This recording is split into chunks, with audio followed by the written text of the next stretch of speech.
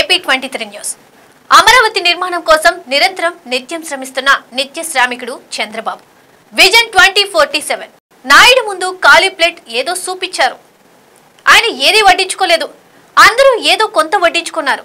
రాత్రి పగలు ప్రపంచమంతా సర్చ్ చేసే గూగుల్ను వైజాగ్ను సర్చ్ చేసి ఎంచుకునేలా చేసిన తన కొడుకు లోకేష్ అమెరికా పర్యటన శ్రమతో వచ్చిన గూగుల్తో పొద్దున అందరికంటే ముందు లేచి వెళ్లి ఒప్పందం చేసుకుని ఆ శుభవార్తతో 6 నెలల్లో మళ్లీ రెండోసారి సమావేశమైన కలెక్టర్లతో ఆ సంతోషాన్ని పంచుకున్నారు.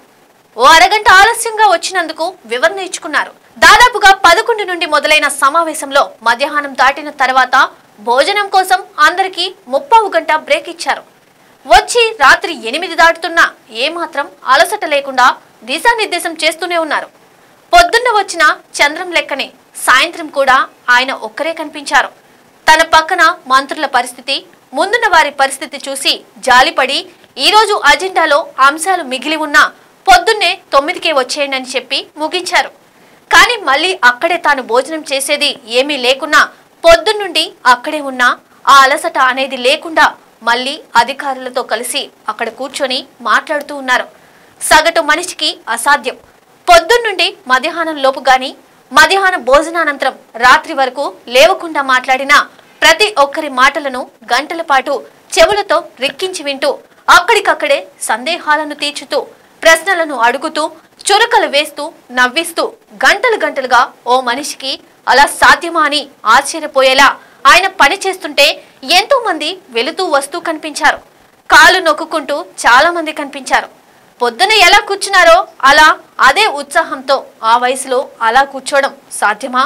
అంత ఏకాగ్రతతో రోజంతా మనసు లగ్నం చేసి ఓ మనిషి పనిచేయడం సాధ్యమా అంటే ఒక ఉదాహరణగా లైవ్ లో కనిపిస్తూ అందరినీ తెల్లబోయేలా చేశారు. ఈయన మనిషా, ప్రజా తపస్వా అనే ప్రశ్నలు కలగడం సహజం. గతంలో ఇలాంటి సమీక్ష 11 నుండి 1 గంట వరకు జగన్ నిర్వహించాడు. తర్వాత జూమ్ మీటింగ్లే అని మనకు తెలుసు. అవి కూడా ప్రత్యక్ష ప్రసారం చేయకుండా మూకీటాకీలో సాక్షి చూపేది.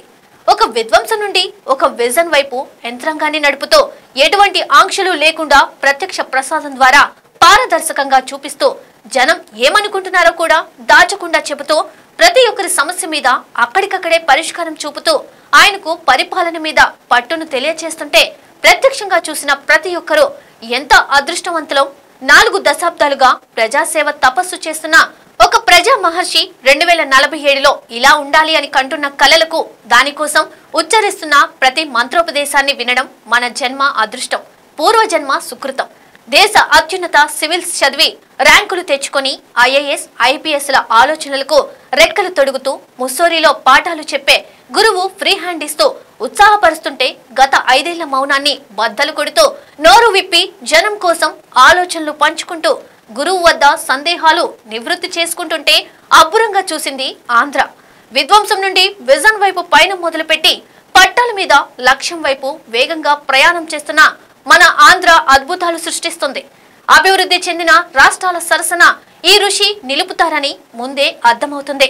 ఇదే బాబు విజన్ 2047లో భాగం.